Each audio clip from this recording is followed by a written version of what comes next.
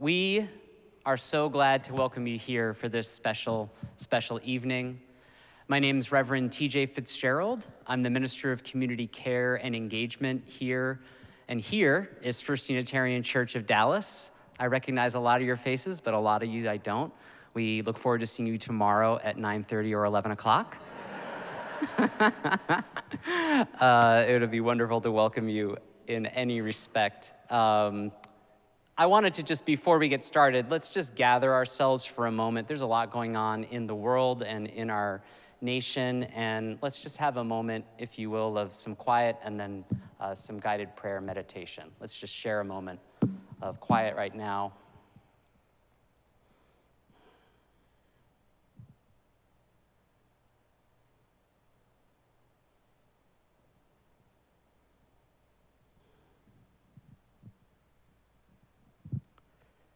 Spirit of life, God of many names and of no name, bless this time together.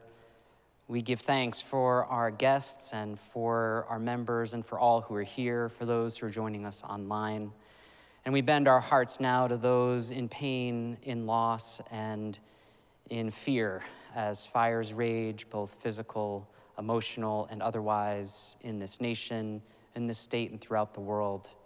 May this time together incline our hearts and our souls toward justice, toward equity, and always toward love. May it ever be so. Blessed be, and amen.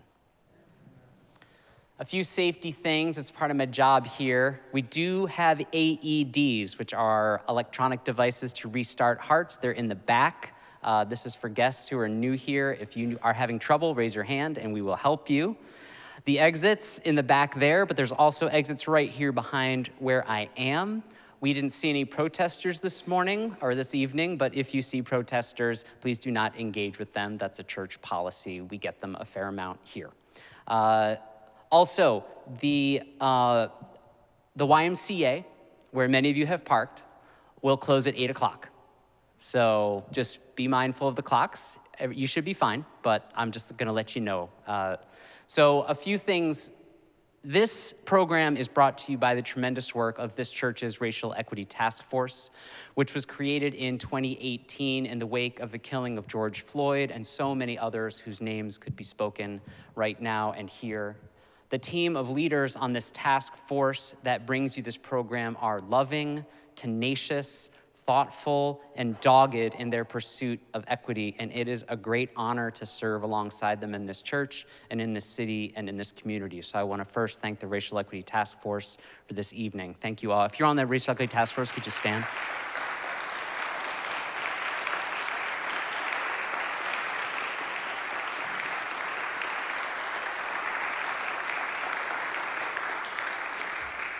Thank you. The format of today will be that your moderator will guide discussion and questions with our esteemed panelists. We'll also have cards that you can fill out with questions. I'll hand those out right after I step off this podium, and they'll be shared with the moderator. They may not all get answered. She's gonna do her best. We're all gonna do our best. If your question to get answered, there'll be a chance for you to ask it at your table at dinner. All right. The program here will last approximately an hour, at which point you'll hear from a member of the Racial Equity Task Force who will instruct you on what will happen next at the end of this part of the program. So now I have the great honor of introducing your moderator for tonight, recognized by the city of Dallas as a racial equity pioneer and founder of one of the longest running anti-racist platforms around. She is published nationally on matters related to racial equity, among many other subjects. She is widely recognized as a thought leader and movement shaper in the quest for a more just and equitable society. We are so honored to welcome Ms. Amber Sims.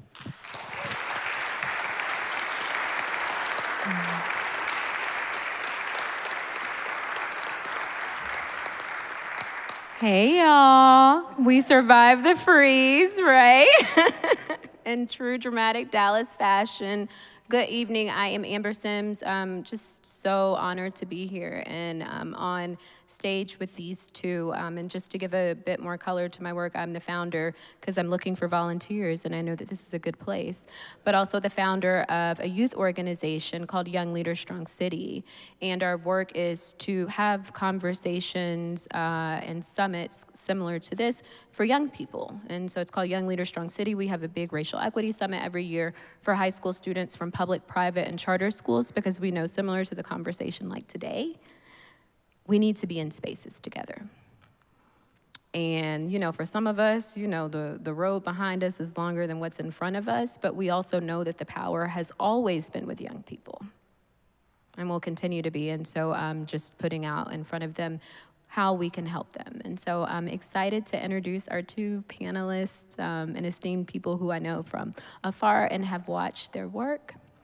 So I am not going to do too much in way of introduction so that we don't take too much from the conversation, but first wanted to introduce the Reverend Peter Johnson.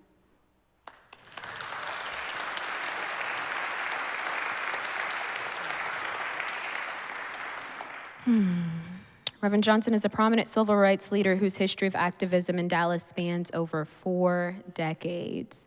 He was born in, I don't even have to say that, right? But, Platima, okay. The Texas, Louisiana, where his father led the local branch of the NAACP, and so we'll talk about how his work in civil rights started very early. He came to Dallas in the 1960s, right? 1969, right? And so want to know, what we'll be talking about is what brought you here and then what kept you here.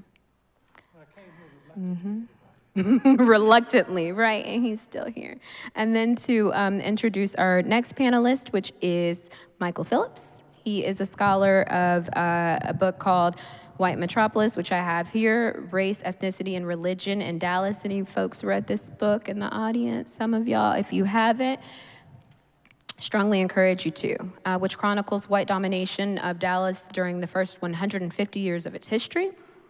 Phillips, Dr. Phillips grew up in the Dallas-Fort Worth area, and after an award-winning career as a reporter and columnist for the University of Texas at Arlington, the Shorthorn, he received a journalism degree in 1983.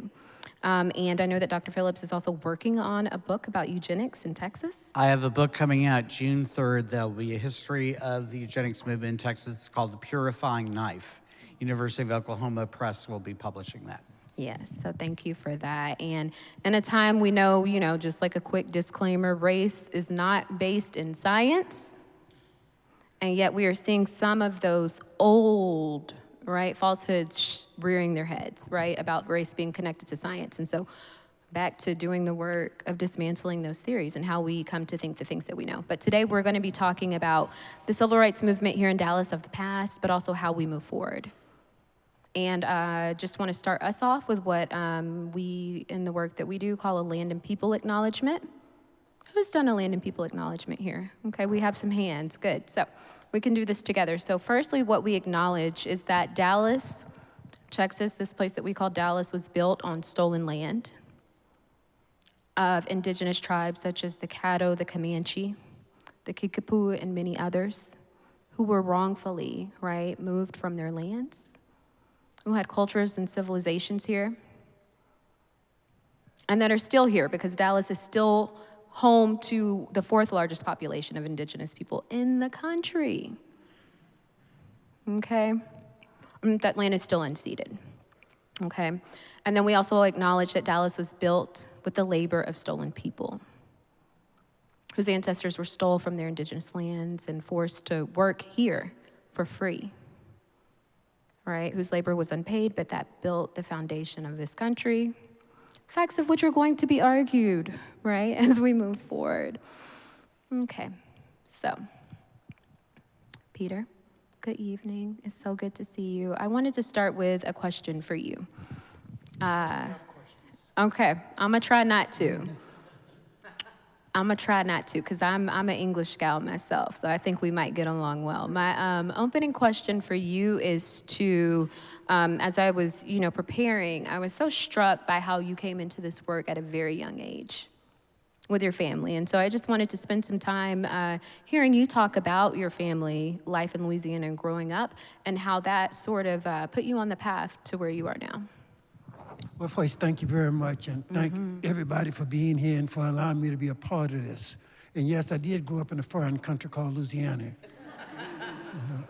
You're laughing, we had our own language. I come from Savacha. I speak Creole. Our own food, real gumbo. But we also had colored and white signs. In the home I grew up in, my father was president of the NAACP, and he was the Grand Master of the Prince Hall Masons. I always like to say that he was the Grand Master of the Prince Hall Masons. So I grew up in a home that was very sensitive to the realities of what it meant to be colored in Louisiana at that time. If Roy Wilkins, a Thurgood Marshall, was coming to Louisiana, that meant I'm sleeping on the floor. I got to give my bed up because there was no hotels at that time. So I literally grew up with the influence of my father, the pastor of my church. The church I grew up in was tear gas bombed 4 times by the Louisiana State Police. The church I grew up in is where Louisiana State policemen rode their horses in our church and trampled people. So I literally grew up from the time I was 13. I've been in the civil rights movement. I'm a little older than 13 now. Just a little bit. Yeah, just a little bit. For me, the most significant thing about our history and changing and reshaping America regarding race is nonviolence. And the teachings of King, the capacity to not just forgive, but you couldn't work for Martin King if you didn't understand the word agape. The challenge to love, even those who does not love you. In 1969, Martin King is in his grave, and we are broke. The civil rights movement is literally bankrupt. Papa King summons us to Atlanta, all of us, to meet with Harry Belafonte and Sidney Poitier. This is 1969, but I can tell you in 1969, I was real good looking. Don't laugh, I got pictures. Daddy King summoned us to come to Atlanta, all of us. Dr. King is in his grave, to meet with Sidney Poitier, Harry Belafonte, and a Jewish Hollywood producer named Samuel Livingston. We call him Sammy Boy. We met at Ebenezer, and Sidney and Belafonte and Sammy Boy presented an idea to us that they wanted to make a movie on Dr. King's life and history using film footage. And they explained to us, we can do this documentary on Martin's life. It can premiere in 800 cities around the world, and we can raise this amount of money to help Mrs. King raise Martin's children. They were babies. I could still hold them in my hands.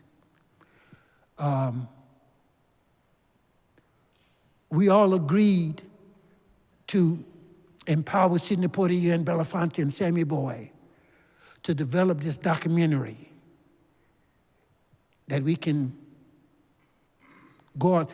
I came to Dallas because when the documentary was ready, the earth was broken up into, I think, 80 sectors.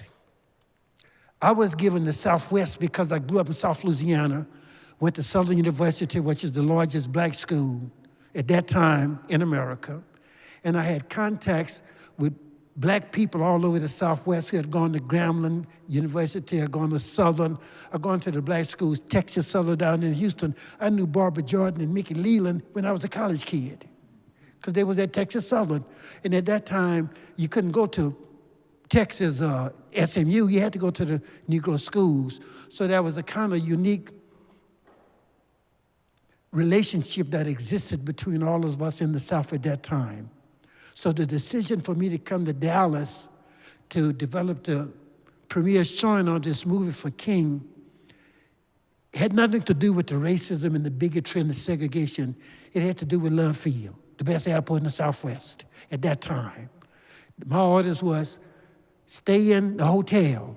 Don't even go in the colored community. Don't start no mess in Dallas, they'll kill you.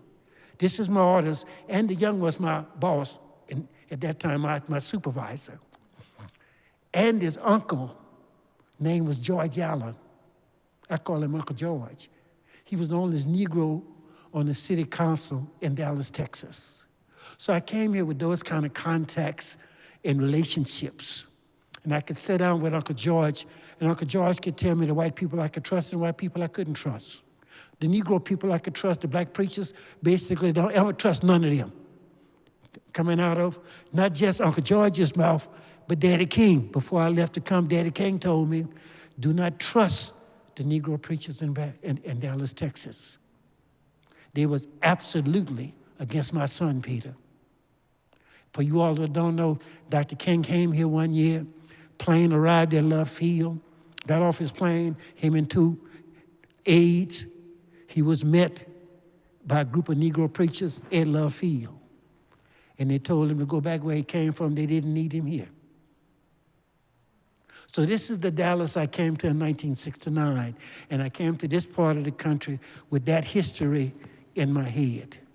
And my orders was develop the premiere showing for this movie to help Mrs. King raise Martin's babies. Don't start no mess in Dallas. Don't get involved in Black Dallas, et cetera, et cetera, et cetera. And of course, when I tell people about that history, Real Marvin at the end had been wrong about everything else. I couldn't wait to get something started here. Mm-hmm. And I wanted to, because we're going to get into some of the mechanics of while you were here, but I'm struck by something. You said you came here in 1969. And I'm struck by the fact that you said by that time Dr. King had passed away, had been assassinated in what year? What year was that? Just to put us on a timeline. I know you, King was in his grave. Right, and we're thinking about the Civil Rights Act was passed in what year? 66, 65. And you're saying, too, by 1969, that the movement was broke. Martin King was the big fundraiser in the civil rights movement. There was nobody like Martin King. Yeah. Martin King could go to a city to preach, and every church would participate. He would have all of the colored churches to listen to him because of his oratorical. And Reverend Johnson, thinking about that, that's we talk about from when the legislation was passed, right, to, that wasn't a long time that we had. And thinking about, from where we were in 2020 to being in 2025, just the amount of time that passes for things to flip on their head. And so I also want to talk about the accomplishments of the civil rights movement and then being met with the dynamics of the environment changing too, the political environment saying we want to move on in that time, because it mirrors what we're seeing today. So I wanted to hear from you about your thoughts on that too. First, to understand what I call the historic civil rights movement over Martin King, you have to understand this phrase called divine intervention. Divine intervention. It means God coming into our time. We must never be confused to think that the civil rights movement is something that men done on this earth. No, we didn't know what the hell we were doing. Martin King didn't know what he was doing. When Dr. King died, he was just 39. So we were all young men. But the civil rights movement had God intervening in our daily lives. To be able to change Birmingham, where you grew up, took prayer. They bombed our churches, killed our children, but the civil rights movement stayed committed to divine intervention, to God, and to nonviolence.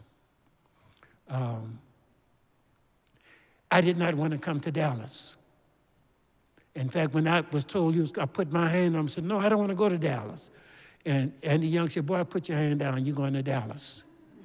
The night I flew to Dallas, Andy Young drove me to the airport that night. And he didn't talk at all until we got to the airport. And when we got to the airport, he began to tell me, please, please, do your assignment. Don't start no mess in Dallas, they'll kill you. I couldn't wait to start mess here. He was wrong about everything else. Dallas was a unique experience for me. The Negro community here was under the feet of the white power structure. And they had a system. They controlled the Negro churches. The system was simple. There were no national banks in Texas. Every bank in Texas was owned by a Texas white family. In other words, down the street somewhere, there's a Bank of America. That's a national bank.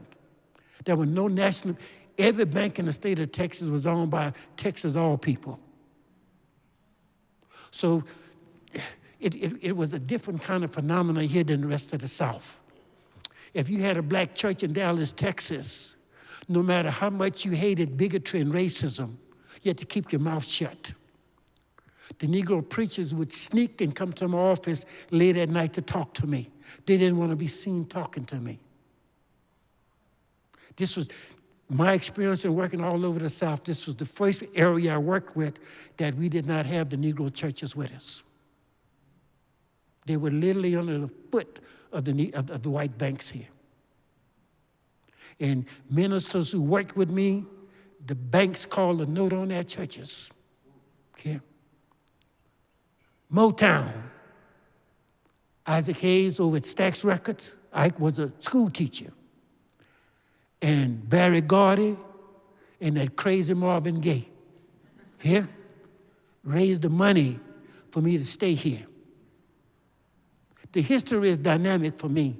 Still brings tears to my eyes because I was ordered not to stay here. At a hotel in downtown Dallas one night, some people knocked on my door. I went to my door, opened my door, and there was a man named Albert Lipscomb, a man named J.B. Jackson, a woman named Elsa Faye Higgins, and a man named Mr. Gideon Johnson. And they told me, came in my hotel room and said, we've come to ask you to help us. The city had taken our, not houses, the city had taken our homes. And so thank you, and we're going to get to Reverend Johnson, and we're going to get to the fair part because that, the taking of the homes is really powerful. I also want to provide some context, right, is that we know that the, we have to step back and say, what were the forces at play that made it so dangerous for Black churches and reverends and people to be so afraid to not speak in some instances, or what was the history of what happened? And so as someone that also, and I'm sure that was something that you were wondering, and I also want to bring in Dr. Phillips too, is to say, what were some of the things that were ruminating around from some of the research that you've done in your book that made it so that we get to this point where the system of white supremacy is working too, because now folks have almost been instructed or indoctrinated into that as well. But also saying that there are resistors, and so speaking to that as well, because people don't just lay down. Right. You know, in some instances, people are killed, right? They are maimed or they are forced to be silent. And so I want to talk about those stories here in Dallas. Okay. So let me just quickly give context because my research into Dallas history happened, you know, I grew up in Garland, suburb, blue-collar suburb at that time, okay? It eventually, white flight happened, and it became more, we used to call yuppies, white urban professionals used to move into Garland when I was in high school. We were told just an endless list of lies at that era about Dallas and about American history. And the thing about Dallas, we were told, was Dallas didn't have a history. Who can relate, right? The city on the plains. No, you know, it's just a place that pulled itself up by the bootstraps, and then there were cowboys. And yeah, there was a city with no reason for being, which isn't true because it was a trade route extending back to Native American times. It was a city, you know, if you read Histories of the South, Dallas wasn't included in that. Histories of the West, Dallas wasn't included in that. And there was a book about Dallas when I went to grad school called The Accommodation, and I know Peter Johnson worked quite a bit with Jim Schutz there, but there were some things I felt needed to be explored that weren't. The story of the Latinx community in Dallas wasn't very prominent in that book, and I was also curious, what motivated people to be racist? What did they gain out of the racism? And for me, that's one of the central mysteries. And so one of the things that was shocking to me was to discover that Dallas had always been an extraordinarily violent place. And one of the earliest moments in Dallas history, and it's a traumatizing event, and I think there is intergenerational trauma, there was a fire that obliterated most of Dallas in 1860. It was during the summer day, and there was a drought in Texas, and I found an account of where a person said there were workmen building a roof in the downtown, village of Dallas, because there were only 500 people at that point. And they were smoking, and they tossed matches. And I lived in Southern California for a while. I know how volatile, drought and, people throwing matches, whatever. It destroyed the town of Dallas. And Dallas was dependent on enslaved labor. And what year was this? This is 1860, okay? Before the Civil War. It's the year Lincoln's going to get elected. And one thing I found about slavery is, obviously, African Americans are the victims of that cruel institution. But the enslavers chained themselves as well. They lived in fear of their human property. They went to bed wondering if there was going to be a rebellion. They were gripped with that paranoia. And you hear this rhetoric about immigrants now too, right? And so they decided this had to be the start of a slave revolution. And so they ended up, according to the accounts I read, whipping every enslaved person in Dallas to get a confession. Yeah. And say that one more time, because the accounts are horrifying. And so when you say about this intergenerational trauma, Yeah. say that again. They whipped 1,078 enslaved men, women, children, Dallas County. The children were not whipped, but the adults who conceivably were part of this alleged conspiracy, every single one of them was whipped. They were looking for a confession. And under pain of torture, people began to name each other. And I actually found an account where they're negotiating. Well, we can't hang this person's slave because then this group's going to be upset, whatever. And they negotiated, and they said, well, why don't we hang 3 of these slaves? And they were all people who had a degree of autonomy. One was a preacher. One operated the ferry across the Trinity River. These were, one was particularly known for being outspoken. So these were people who didn't play their role. The entire enslaved community, not far from where Kennedy was murdered, was brought out to watch them hang. And I'm sorry if this is traumatizing. I'll do a trigger warning here. I think this is deliberate. The one who was outspoken, they didn't calculate the weight correctly, so he slowly strangled to death in front of the entire community. And that's Dallas, near its birth. Yeah.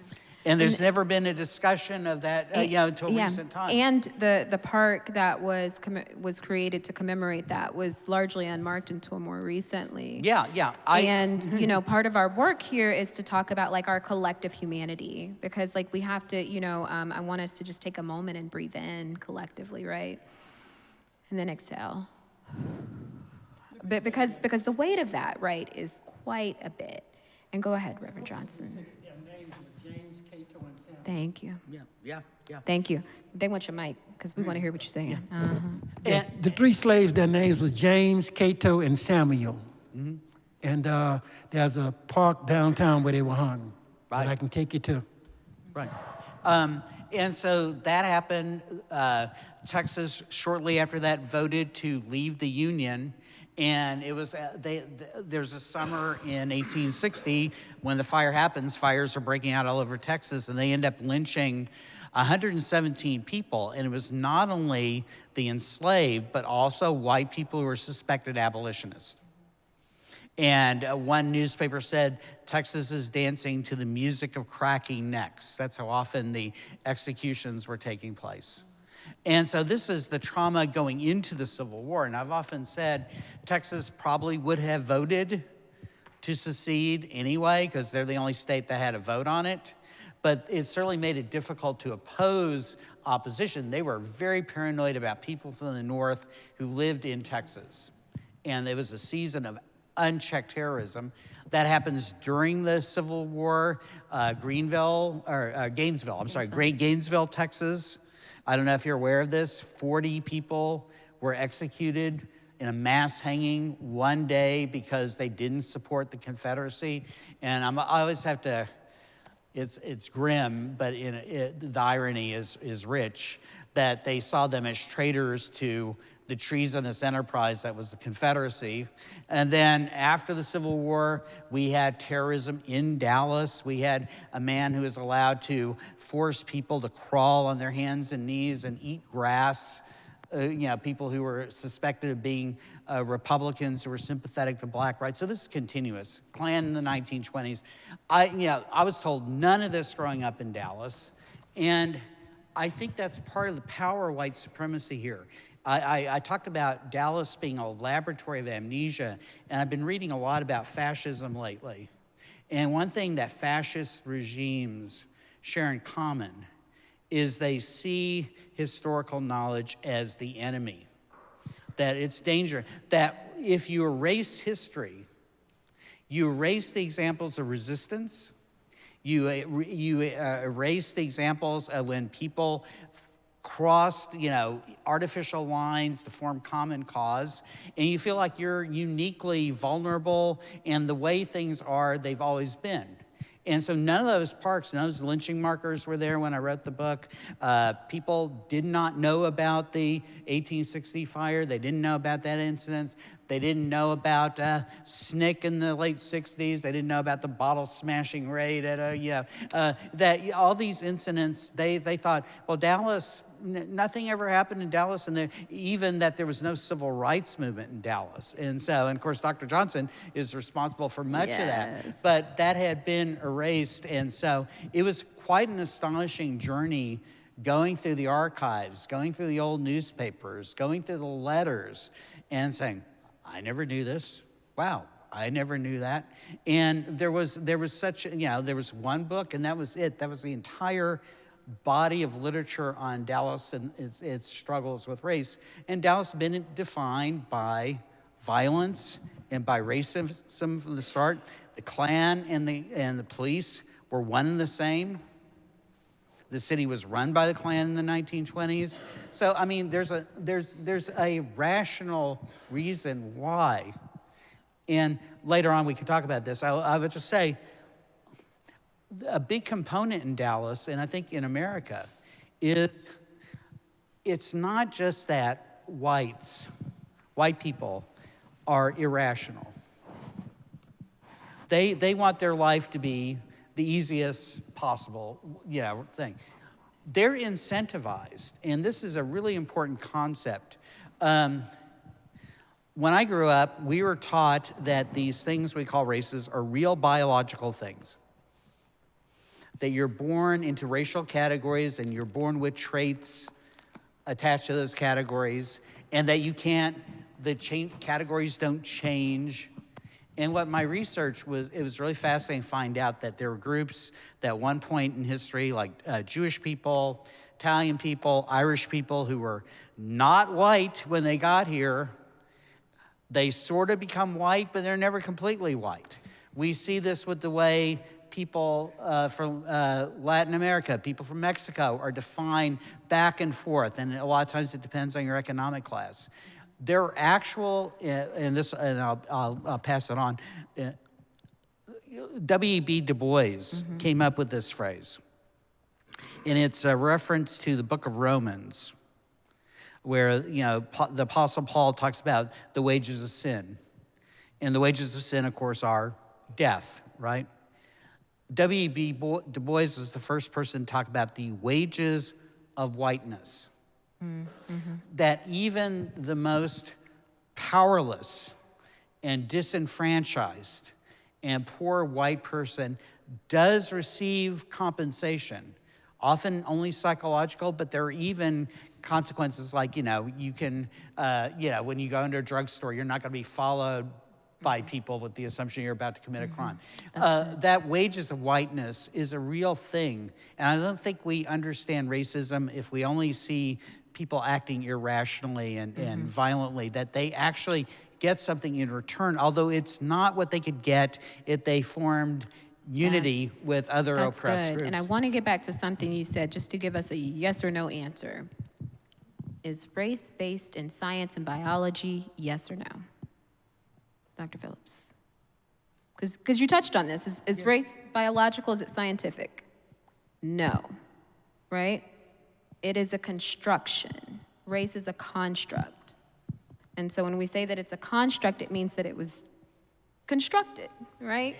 If someone would give me their dollar bill, I would keep it, but I would also tell you what would happen if we tore that dollar bill in half, right? But what makes that different from the paper that we're writing on is that we've assigned it value, and that's the thing about race, is that it assigns value. And so the value proposition of race is a very interesting one, but that is going to come up, that is coming up right now as we're talking about 2025, as we're going into deportations and immigration, is that there is the creation of a us and a them as the other. And the thing about the other, and it has always been the case when we talk about internment camps, when we talk about the deportation of Mexican immigrants in the 1920s, what we're talking about now with Black people is the othering that dehumanizes people. Okay, and so Reverend Johnson, I want to get to the next part too, is like some of these things that we're talking about is Dallas had a lot of people from January 6th in 2020 that were from here. There were a lot of people that were charged with crimes right here in 2020 on January 6th. And so I just want to talk about like the Dallas that you came into and the fervor, right? The fervor that was there, that in some ways, because we hear this as someone who works with young people, we hear, oh, well, we're just waiting for the old racist people to die out. Well, the Dallas that right, and so tell us about that Dallas, and maybe just make some connections for me, for us, if you can, between that Dallas and kind of what we're seeing in 2020, so that what you see is still here, in the afterlife of that, okay? The Dallas that I arrived in here in 1969, Black Dallas knew their place, if you understand what I'm saying. The Negro community here had been conditioned to accept bigotry, discrimination, and being a second-class citizen. And the reason the civil rights movement had literally ignored Dallas and stayed out of Dallas is because the white power structure here, they had something called the Citizens Charter Association, a bunch of rich white men. When the civil rights movement began to evolve around the South, they hired a bunch of white investigators from police departments and funded them to travel throughout the South, Birmingham and Selma, and all over the South, to study the civil rights movement, and came back to Dallas and told the power structure, if you can get control of the Negro churches, you can keep Martin Luther King and the civil rights movement out of Dallas. So, and the city power structure developed a strategic plan to get control of the Negro churches. Martin King flew here in 1964, maybe 65, and he was met in left field by Reverend Wright, about 5 or 6 of the leading Negro ministers here, and basically told him at love field, we don't want you in Dallas, we don't need you in Dallas, we can take care of our own community. And Dr. King got on the plane and flew back. That's why the civil rights movement, when I came here, the civil rights movement was literally over in the rest of the South. But that there had never been mass demonstrations here. You know, nobody had never looked at the Dallas jail system and say, the jail's capacity is X amount of 100 people. Let's fill the damn jail up and see what they'll do. So nobody had never done those kinds of things in Dallas until I came here in terms of using the tools of the civil rights movement that we had learned, and that is that if we fill the jails up on a Friday, we screw the whole jail system up because people getting drunk and having wrecks and fights on a Friday night and a Saturday. Ain't no places in the jails for them because we're in the jail singing freedom songs. So one of the first strategies that we developed here was to find out what is the capacity of the Dallas County Jail, because there's going to come a point we're going to fill it up and make the city talk to us. The lessons that I had learned in the civil rights movement, I was able to bring them here, the nonviolent civil rights movement, and convince people that if you want to get this white man's foot off your neck, if you stand up, he'll fall down. And getting people to stand up. And most people who stood up with me during that period was people like Albert Lipscomb, basically people who did not have a high school education, who worked hard with their hands, and who dealt with being called nigger every day. And they went to their churches on a Sunday and prayed. But I was able to mobilize people who felt the pressures of bigotry here on a daily basis and began to challenge this part of the country. And the first deal was, let's fill the jails up. That way we can make the mayor and the chief of police sit down and talk. Frank Dyson, who was the chief of police, he came to my office begging me to leave them alone. Yeah. And one of the things that I'm struck by, too, was it was your advantage as well, was how old were you when you came here? Just 23. 23. Real good looking. Just a fox. I hadn't raised them children yet. If you go back and you look in the archive, you will be witness, respectfully, Miss Dolores. And some of the things that I'm struck by are your youth. And I have mentioned, and for those of you in the audience, our family is from Birmingham. And one of the things that we know about Birmingham is that, my aunts and uncles will say, the people that were really just messed up the system and brought the system of Birmingham to their knees were not people that were my age range, not the average age range of the people that are here, but it was young people. Children. It was children, right? And so they had something called the Children's March of Birmingham, where, 10, 12, 14 are going to jail and being locked up, right? And that wasn't the strategy coming in.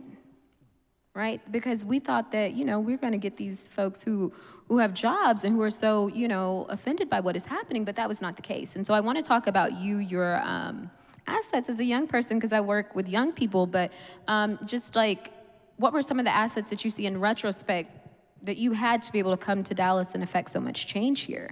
And you were able to do so much. Well, here again, one of the lessons that we had learned in the civil rights movement, working in Black America, is the influence of Black athletes and Black entertainers. And growing up in the civil rights movement, most of us had real good contacts with Motown and with Stax Records and with Jim Brown, who was just a wonderful, brilliant, courageous man. So when I came here, because I didn't come here to stay only for the movie, but the Mayor Eric Johnson and the city attorney name was Alex Bickley. Eric Johnson won, y'all. Yeah. Basically, what they told me is that, this is their words, I met with them at Park Cities Baptist Church, the city white leaders. This meeting was set up by a white man named Jack Lowe Sr. Jack came to my office, and because they were afraid, they were scared I was going to start a riot, because I was having rallies with, 150, 200 people, Black people, shouting and screaming and hollering and Black power, Black power. So it was scaring the white people who was really on our side. Teaching people nonviolence here and getting them committed to going to jail. Forced people like Eric Johnson, who was one of the founders of TI, who was the mayor, forced them to have to come to South Dallas and meet with me and negotiate. Because what are you going to do about me if I know that your jail capacity is 150 people, but I got 160 people ready to go to jail and sit there? We ain't paying no fines. You know, we're not going to hire no lawyers. We'll sit there until our time is up. Well, that kind of crippled the city. And everything was done nonviolent, and that's important to understand. The civil rights movement I grew up in, we didn't bring guns to it. You know, we brought Bibles. And so tell us about the trainings that you had gone through before you came to Dallas, still at a very young age, but the trainings. And we are passing around cards for folks. I know that you all have questions for panelists or things that we want to clarify, so raise your hand if you need a card. But tell us about the training that you had gone through and the different organizations. What kind of trainings did you do, Reverend Johnson? Growing up in the civil rights movement, becoming an activist, you couldn't do this without being trained. Nor could you do it without having a real serious commitment to nonviolence. Because if you fight back, you're going to get everybody killed. So you had to accept and there were people who couldn't do that. So there were roles they could play. Martin King said, well, if you can't be nonviolent, there are things you can do to help the movement. You know, as opposed, if you can't go to jail, there are other things that you can do to help the movement. But the most important group in the civil rights movement was students, black and white kids. And what training did you go to? I'm curious, like, because I want people to know, right, that these were tactical, very well thought out trainings, and just to hear from some of the trainings that you went through. That was a retreat in the Carolinas, in North Carolina. The Quakers gave Dr. King this campus. And if you worked in the civil rights movement, you would eventually be taken to this campus and trained in nonviolent resistance. Some people could do it, some people couldn't, you know. And if you couldn't do it, King was wise enough with Thurgood Marshall and those other men to define other roles you could play if you couldn't make a commitment to nonviolence. And making that commitment was important. If a policeman hits you and you hit him back, you might get everybody killed. So you had to be sane enough and brave enough to accept nonviolence, accept people spitting in your face, slapping you, kicking you, stomping you. And if you couldn't do that, Martin King said there are other roles you can play, you know. And the training was real. You were being slapped, kicked, spit on, et cetera, being trained. And you had to be able to pass through that training to be assigned to what was called the confrontations. If you couldn't accept that, we didn't want you in confrontations with white people because you'd get us killed. Yeah, and the rigor of that. And then wanting to speak to, going to go to Dr. Phillips, and then we're going to talk about what kept you here in Dallas around the work in Fair Park. Wanting to hear from you, Dr. Phillips, about the Dallas community and thinking about housing was a big issue. And still is. We're still talking about housing in 2024 for the Black community especially, but want you to talk just a bit about housing in Dallas and segregation and how that played a role. Okay, so this relates to something because you mentioned January 6th, right? Yes. Where a lot of those insurrectionists lived were in the suburbs. Yeah. Right? Yeah. And a lot of them mid-cities and also where I live in Collin County. And it seems to me like being a realtor is a portal to being a white supremacist. I mean, they chartered planes. Yeah, people in Collin County, realtors, to fly to D.C. to storm the Capitol. And so, like Dr. Johnson has been saying, you know, Dallas was used to keeping a lid on the Black community. When they saw assertion, they were terrified, and they saw in their future Detroit in 1967 when the city burned to the ground. And one of the things that got me into writing my book was I was working at the Fort Worth Star-Telegram, downtown Fort Worth, during the Reagan war on drugs. It didn't work, by the way. And it was a racialized war against Black people.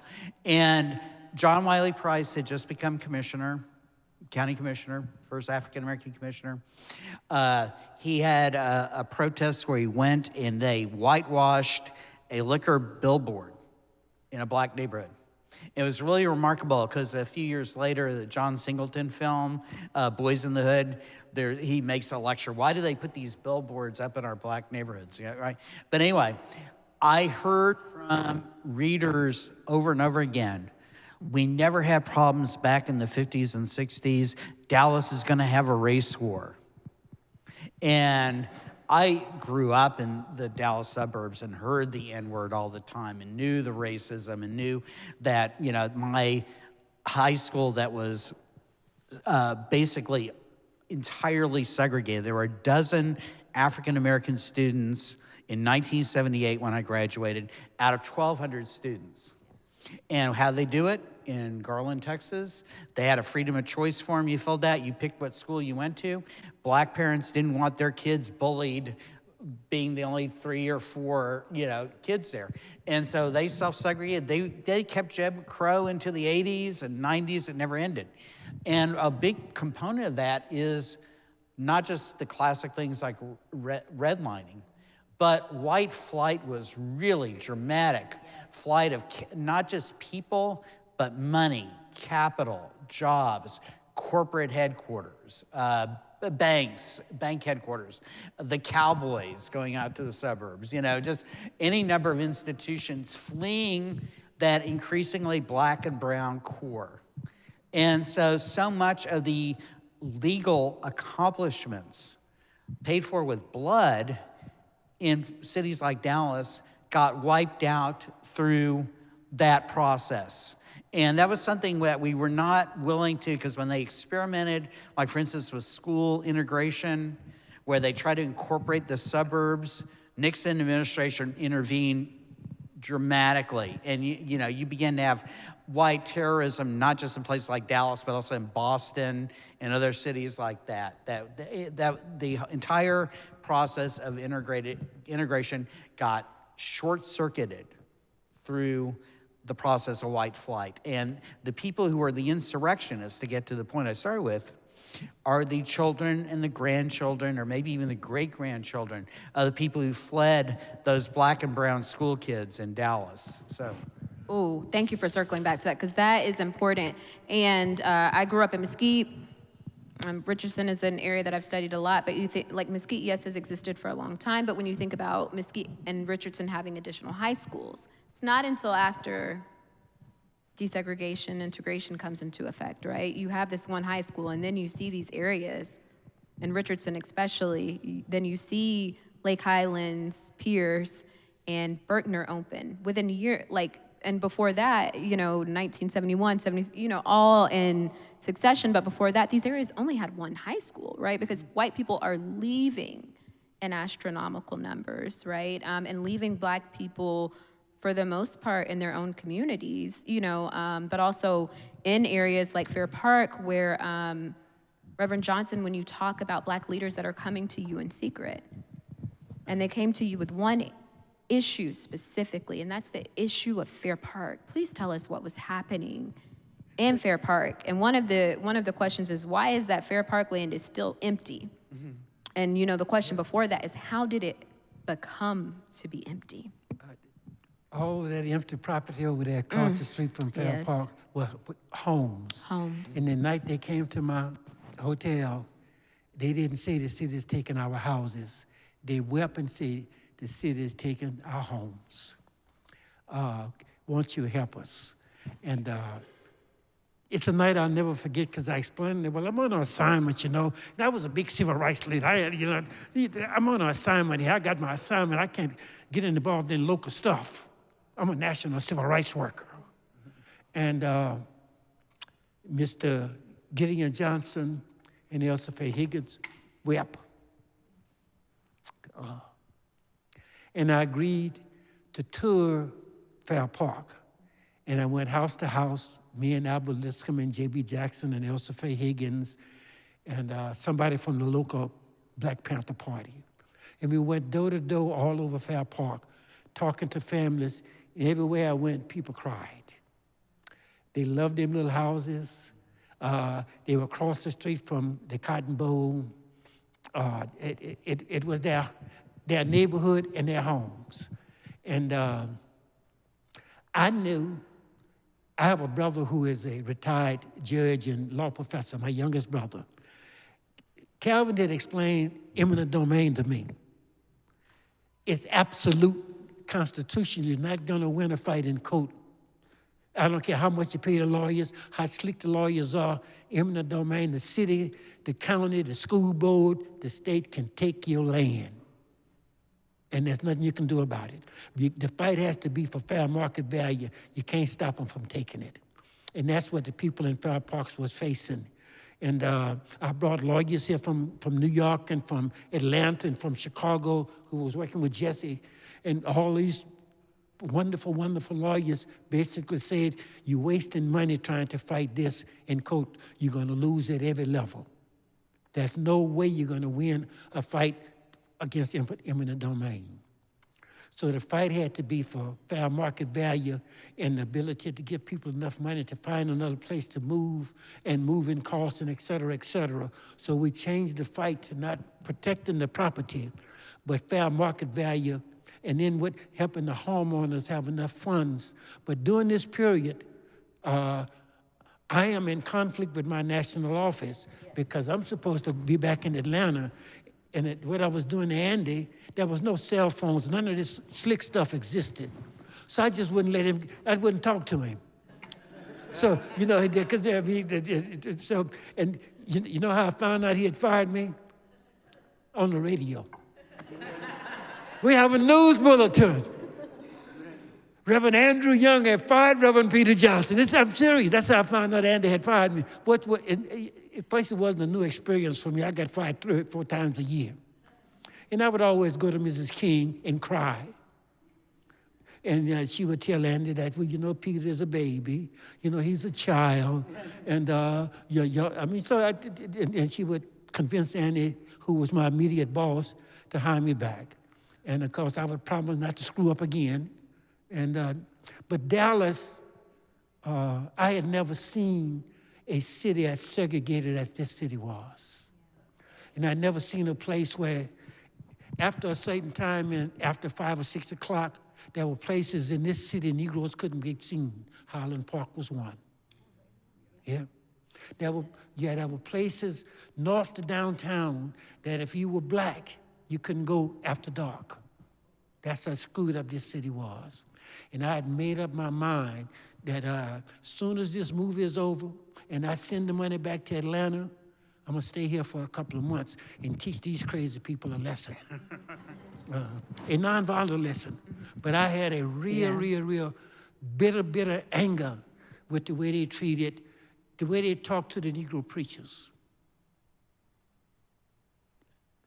There's no way in the world you could have talked to Dr. King like that.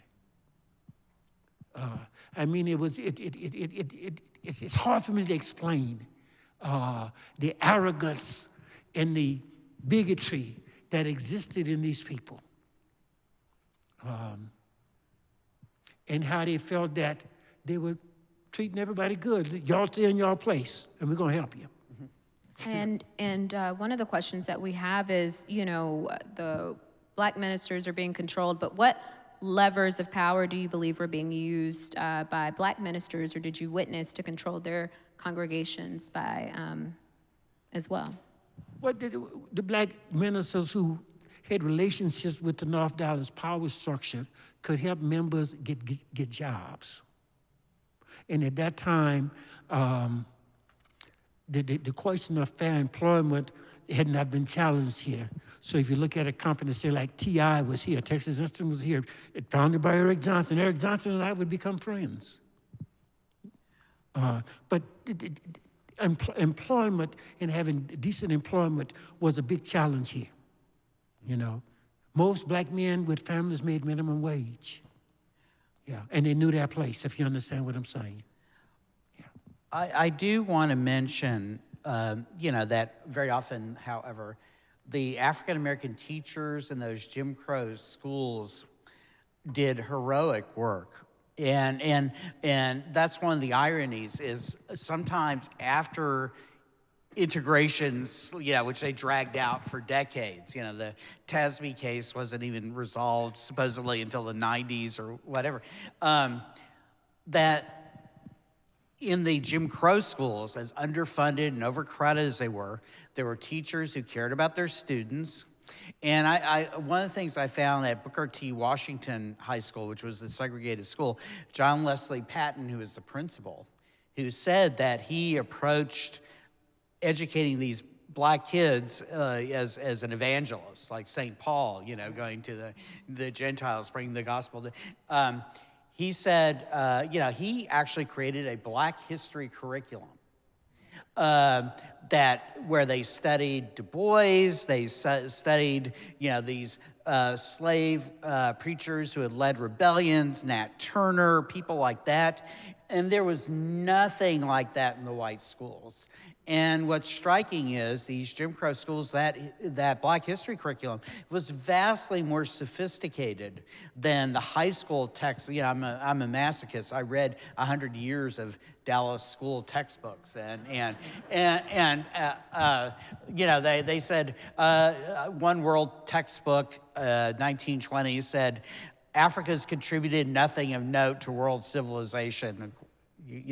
Even if you reject everything south of the Sahara, Egypt's in Africa, isn't it? So anyway, they also had nice things to say about Mussolini in the 1920s in the world history textbooks in Dallas. That they were taught, and I came across some writings of some African Americans who were in the schools who said they taught us how to survive in a white-dominated world. They prepared them for the realities they dealt with. And I think those Black educators do deserve credit, because I think it's easy to say that there was no resistance, but there was. I think that the curriculum was a form of resistance that bordered on the revolutionary at times. Yeah, and that's something important to remember, and thank you for that, is there is F.K. Chase was one of the first Black men to run for mayor in Dallas. And doing research, he did this, he died in 1893. Mm-hmm. He was a part of the African American Republican Party. And so there were these spurts of resistance that were also being clamped down as well. And just what that means. And then also putting Dallas in the larger context of Houston, and Atlanta and all of these other places in which Dallas has always positioned itself as an economic hub, because we get money in Dallas. And so Reverend Johnson, want to get back to what you're saying about, how did you overcome the powerful effects of business owners in the White Citizens Council? Thinking how were you able to perhaps, use economics and all of those things to impact change? But in reality, during that period in history, color was important. Black, white, brown, but the most important color, green. So if you understood that I can impact your green, that if you don't want to play fair, I can tell Black people keep their money in their pockets. The capacity to cut off income from white businesses forces white businesses to negotiate. It's not it's not brilliant. It's just that once you if you can close one racist store, you don't have to fight with the rest of them. They're going to hire Negroes. So one of the things we learned in the civil rights movement is the power of money and the capacity of Black dollars. And so one of the biggest fights we had here, the biggest supermarket chain here was the Safeway supermarket chain. Fine one. I closed them all. Because a supermarket operates on less than 5% margin profit. So if you're dealing with a supermarket chain and they're looking at a 5% profit on that, it's easy for me to cut 30% of your income off. So I'm gonna put you into bankruptcy. So once you do that to one company, you don't have to fight with the rest of them. They'll sit down and negotiate and be sensible. They'll learn how to say Negro instead of nigger. Green dollars, yeah. And thinking about where we are today, we know that we have the impending inauguration of the upcoming president, Trump, January 20th, right? But which is also Martin Luther King Day. And we are coming through these cycles of, the work that we do with young people. We're DEI and learning about enslavement, learning about, this country being founded, everything, right, is being taken into question where facts are not actually facts. And also thinking about we've been here before. So the work that you both have done historically and now, what are some of the lessons that you think that we can apply that and tactics that we can use as we're in 2025? I sometimes refuse to believe it, but as we're in 2025, what are some of the tactics that we can use from your work to help move us forward, to propel us forward, in your opinion? There's a great idea that, okay. A great idea from the civil rights movement that needs to be brought back are freedom schools. Because you're not going to, it's against the law in Texas now, basically, to teach anything that might make any student feel bad about anything.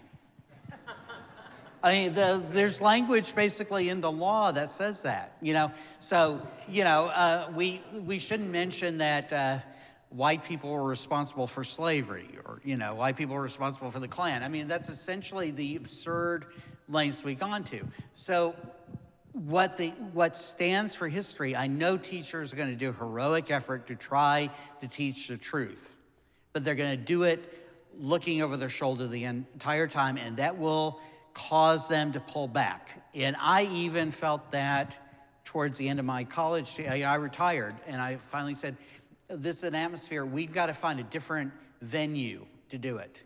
And this has been done a lot of times, in a lot of places where the movement was active, they had freedom schools, where they, in Houston, when the Houston School District tried to evade genuine desegregation by saying, okay, Latino kids are white, so we're going to send the black kids and Latino kids to the same schools. The rest of the schools will be all white. They created what they called huelga schools. They created strike schools. And they taught, and in those schools they taught Mexican American history, Mexican history. They taught black history. They taught history, now we would teach LGBTQ history, because you certainly better not try to approach that now in the public schools, right? I don't know if it can be done at the moment in the schools, but we can educate and create the protesting masses that are going to demand the truth in their schools. And churches need to take up that channel. Civic groups need to take up that channel. They need to go to foundations and say, are you serious? Are you okay with all this white supremacy? And make that the alternative education system. Because what they're learning is what I'm learning, which was propaganda, which I had to struggle to escape because I was being turned into a white supremacist, I feel like, and by my public school system. I don't want new generations to go through that. Thank you, Matthew. What you got, Reverend Johnson? What you thinking over there? Well, I just think that we, have to admit that we've come a long, long way nationally and in this part of the country. We have literally come a long way in this part of the country. But that does not mean that we still have great, great challenges. Every Friday, there's a bus leaving Dallas County Jail full of little black boys on their way to the penitentiary. That has to do with poverty and have-nots. Where we go from here, King's last book, he said, where we go from here, chaos or community. We're still deciding whether or not we want chaos or community. We have not made a decision yet. It is our challenge today. Yeah.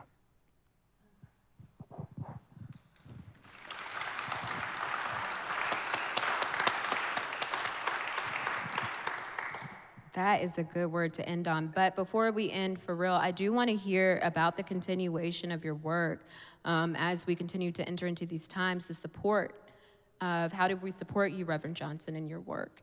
And then also Dr. Phillips as well, is where are the books that we can read? I know that you have some online, but how can people continue to connect with you, both in the future? Well, the biggest thing that I'm working on a daily basis is trying to reduce gun violence in 10 cities where black people live and the children are shooting at each other every day. We're burying our children every day because of these damn guns. So I have taken more than 3,000 guns off the streets of Dallas. Yeah. One of the strangest experiences I had on Martin Luther King Boulevard over at a Lutheran church, I was doing a gun buyback, and we were about to close up.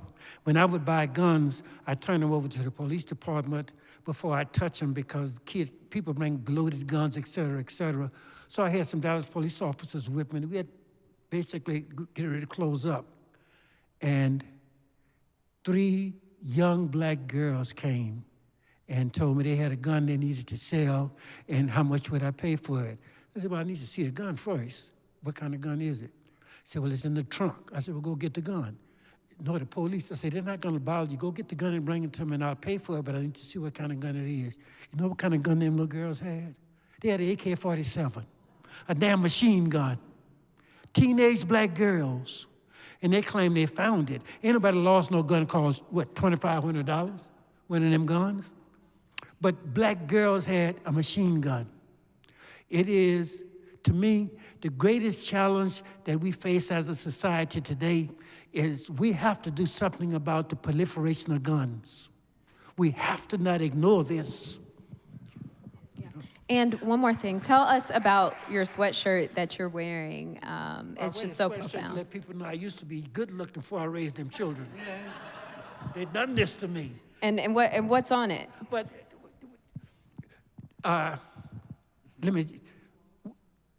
we created a program under Martin Luther King, Jesse Jackson, and Ralph Abernathy and one other pastor called Operation Breadbasket. Operation Breadbasket was developed to fight for jobs and contracts and businesses for black people. But the words confused the black community and the poor white people. Operation Breadbasket. People would come to my office, or the justice office in Chicago, looking for a basket with bread in it. You know, hungry people would come to my office and cuss me out because I didn't have no food. So we had a summit conference, met again in Atlanta with Papa King and Reverend Abernathy. All of us met with me and Jesse and Julian Bond and John Lewis and talked about hunger and talked about little children going to school without breakfast. We married the Black Panthers on the West Coast to create the first free breakfast program for poor children. Snaps to that.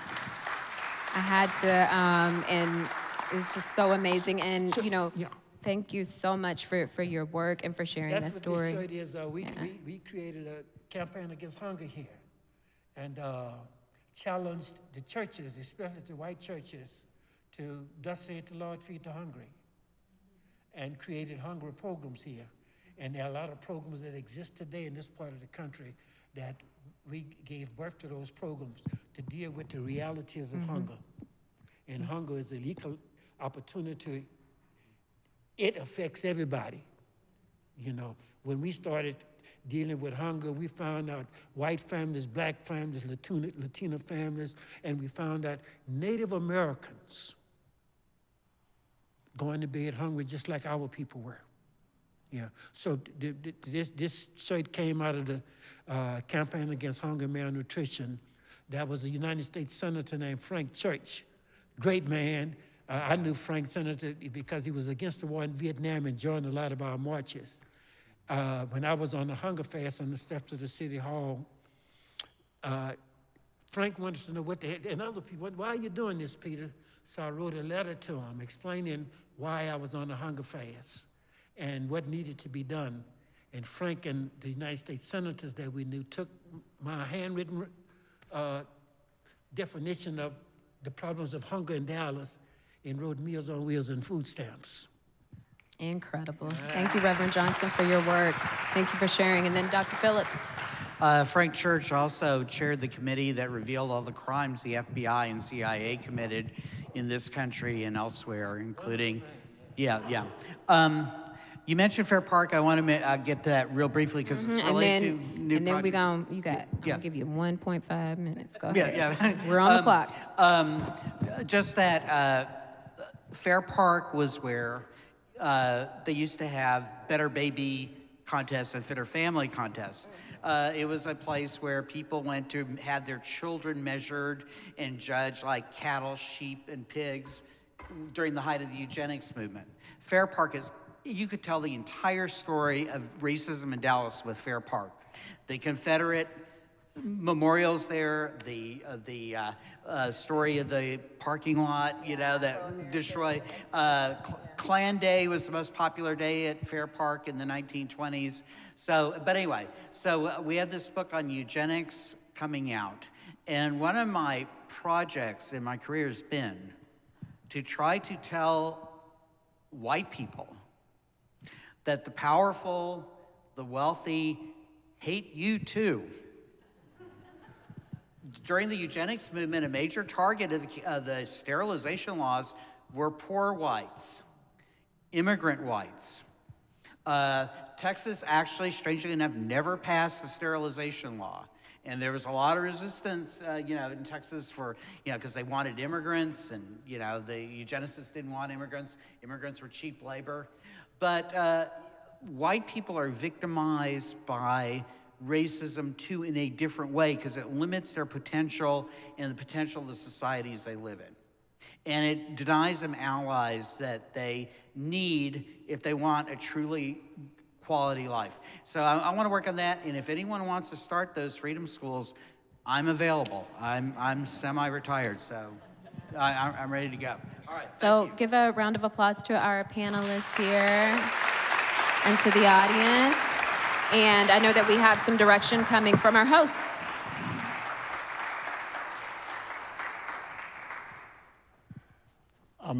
One more round of applause for these folks here.